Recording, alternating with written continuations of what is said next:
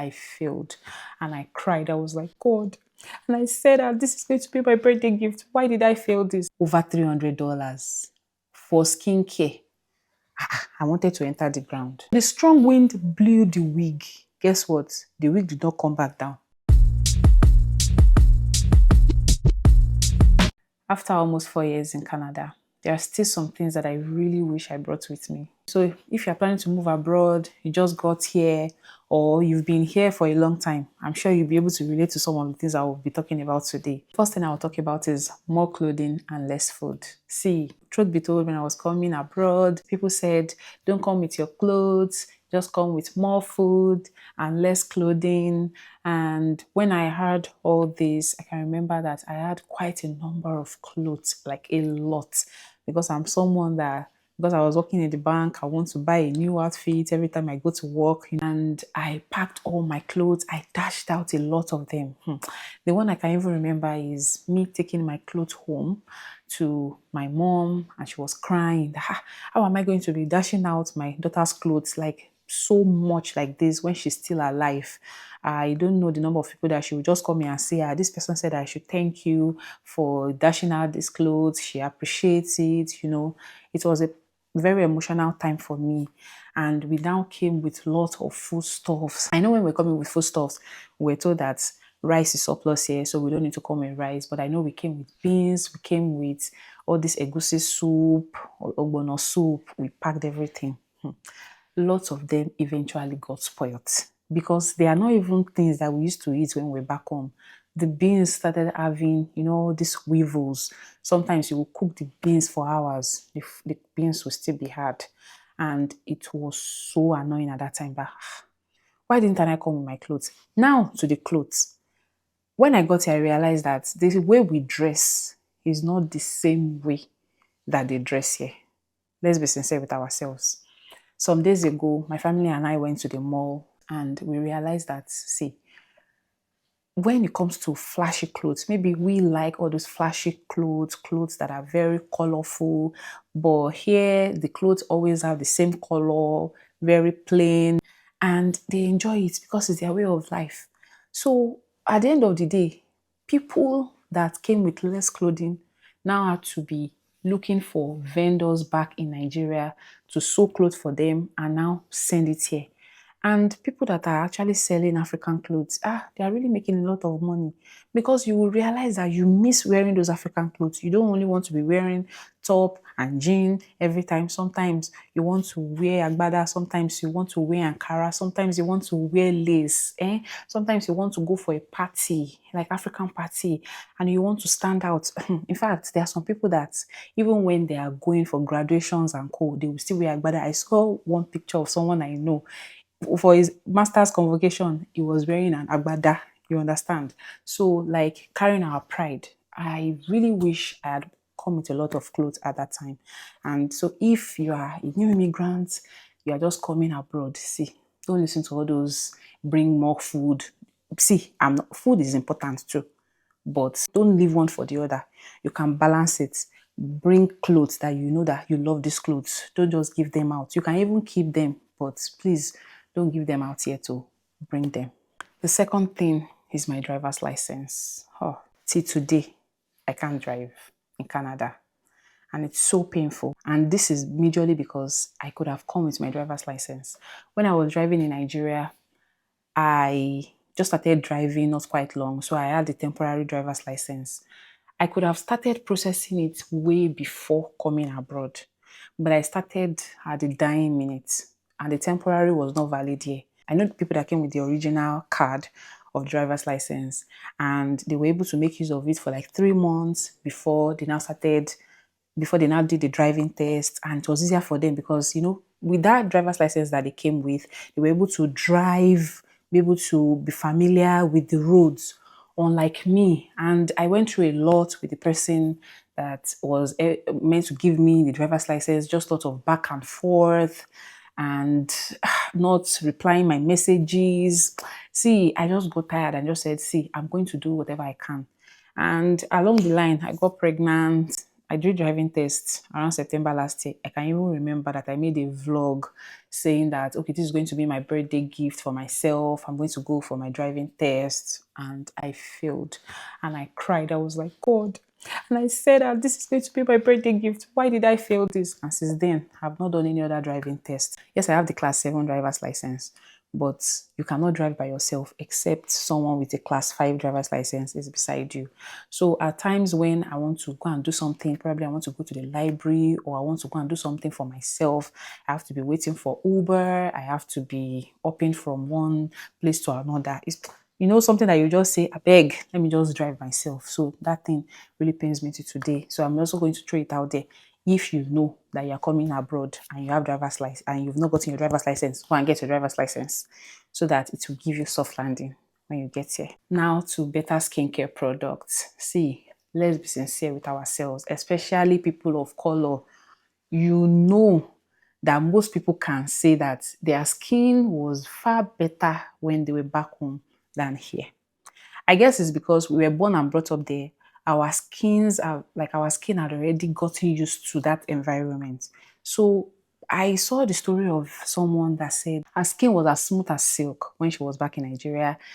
She didn't even use any skincare product. The same thing she would rub on her skin, her body, is the same thing that she would rub on her face. Only for her to get here and she started having several breakouts, started having scars on her face, and then going to the dermatologist and see. I've been to the dermatologist and I can tell you for free, it's actually a little tricky when it comes to understanding the black skin. Like you're going to someone that has only been familiar with people of other races. So when they are giving you product for your own skin, it will not really work. Let me even tell you what happened. So when my skin was really bothering me, when we just got to Canada, I can remember that I went to the dermatologist and I was asked some questions. Are you planning to get pregnant anytime from now? Blah blah blah. And I told them that I'm still trying to have a baby. They said, okay, we are not going to give you some prescriptions that will cause one issue or the other with the baby. So I was placed on a particular prescription for my face. Yes, it was working for some time. And when I now got pregnant, one of my friends would say, I look like someone that just said, let me just quickly pass through this smoke. All my body black, like a lot of hyperpigmentation during the pregnancy. And I gave it time. I went back to the dermatologist again. I was told that I should still chill till I'm done breastfeeding. So after breastfeeding, I went again. And this dermatologist told me everything I was going to use. She told me, you use this product, you do this, you do skin peeling. I even made the vlog about it. And I thought that since I was referred by my family doctor, it's going to be free. Only for me to get to where I was going to pay. And I was seeing over $300 for skincare. I wanted to enter the ground and they still put tip there. So I called my husband on phone that the dermatologist I came to meet, they said I'm going to pay money. He said, what are you now going to do that? You know your skin has been bothering you, you will pay. I was so sad. I was down. I think for like 24 hours, I did not have appetite because of how much I spent. Yes, it worked for some time. But the truth is, before it started working, the bottle they gave me has almost finished. And I said, so I'll now go and buy another one. I'm not buying. Even skin peeling, I've not done it till now. I still just postponed another appointment because I'm like, am I sure that they will understand my skin? So one day, my church members, if they watch my videos, they will see what I'm saying. One of our church members got married and people were now talking about the wedding gown and all, and the conversation now arose. I was showing one of them my wedding picture. She was like, wow, you look so different here. What happened? And it wasn't one person that said it, not two people that said it. And I felt so self-conscious. I won't lie. I was like, what is happening? Because it's something I knew. But I realized that I wasn't the only one that was saying it. And I called my sister. I said, it's not about being fair-skinned. It's about being dull. There's just something about my skin that my skin is reacting to. So she told me that there are some people that's what they deal with. They train for it back in Nigeria. You will just pay some amount of money to them. And when she told me how much I was going to pay, I was like, do you know how much I've paid here?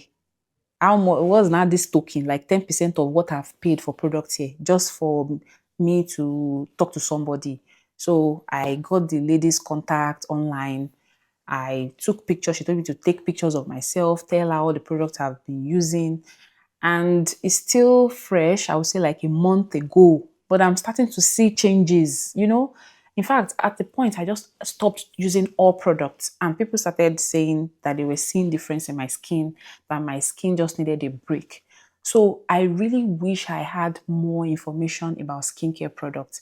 I really wish I had gone to a dermatologist to be able to ask about the skin based on where you are. So one thing I really wish I came with was better skin care products. If you are still in Nigeria and you're planning to move abroad, do as much research as possible. There are some of these products that are even cheaper to get back in Nigeria than when you get here. Here, it doesn't mean that it's more expensive, but some of them are scarce, especially the ones that work for our skin. Now to my master's certificate and West evaluation. I'm still trying to get some documentation from my school where I did my master's in Nigeria, and it's really stressing me out just because I was like, I'll always get it later. I was focusing more on my BS. My current organization, there are some some internal roles I want to apply to, and I have to be saying, oh, I have my master's. Sometimes I don't even like talking about it because I'm like, am I sure that I'm still going to be able to get my documentation from this school? So if you know that you are moving abroad, please ensure you all your I's and cross your T's. All your schools, all your alma maters that you need to go there and go and get all those documents, all those certificates, your transcripts, do all your evaluations, something that you know that will not be done in proxy. Please do them, especially when you know that you are not even sure or when you are going to go back home. Please. Now to my wedding photos and frames, my photo album. I really miss it.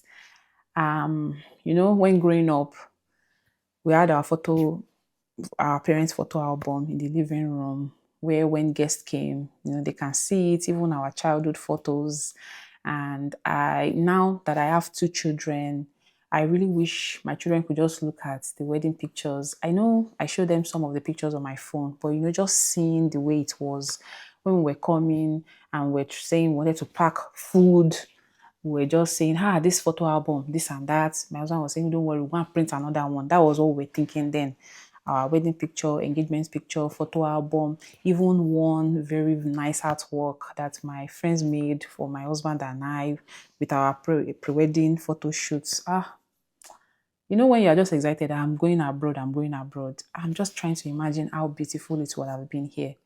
Up until now, there's only one video that I've been able to print out, and the money I spent on it, I'm not ready to spend another one. Sometimes I'm like, I want to even blow up another picture, like family picture. Sometimes the thought of the amount of money I will spend will just discourage me. So if you have pictures, keepsakes, maybe very, very good picture that you know that you've not been able to let go of, not because of the adrenaline rush that you're having because you are moving abroad, make you drop those things though, because you don't know when else you're going to have access to them. I really hope that very soon we're able to get our wedding photo album and also our photo frames for our wedding and our engagement, because cutest photography, our photographer then, he did a good job, and those things, they are very rock solid. Now to quality wigs and hair extensions. Let me tell you one quick story.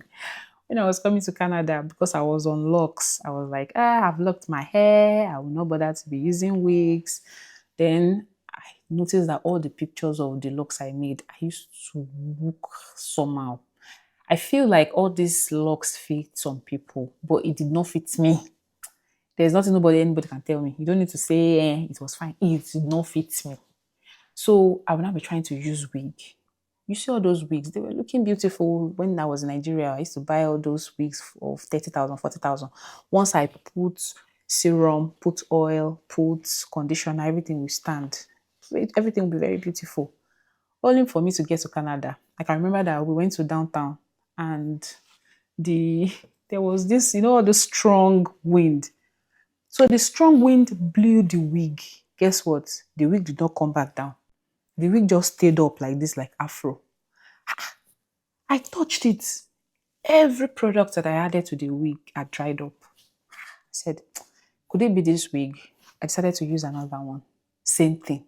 That was when it dawned on me that, Ife, all these wigs are only for Nigeria. You need quality wigs here because the humidity here, the dry weather here is something else. I've had to do a lot of trial and error trying to get the perfect wig for myself to fit the weather. Yes, I think I'm finally getting there. And finally, what I wish I came with was enough skills to be able to give me a soft landing. I'm going to make a specific video that will be talking about the skills. I've done a lot of research. I've asked questions from people. There are lots of people that are making money from all these skills. So if you enjoy this video or if you are seeing me for the first time, don't miss out on these skills. All those skills, I have them listed and I will try to make it as comprehensive as I can so that you can also have some money in your pocket. Not only if you're a new immigrant, even if you've been in the country for a while and you want to make extra money, there are some of these skills that I would say, even myself, I'm already researching how to make use of some of these skills, but I wish I came with more. I don't want to go too deep there so that you can get this information. But these are just some of the things that I wish I came with as a new immigrant. And if you have been here for some years or you just arrived and you know of anything and you can remember anything that you wish you came with that is going to help someone that is just about to come, please drop it in the comments. If you've not subscribed, what are you waiting for? Also, kindly help me to share with people that might need this. Thank you for watching and see you in my next video. Bye.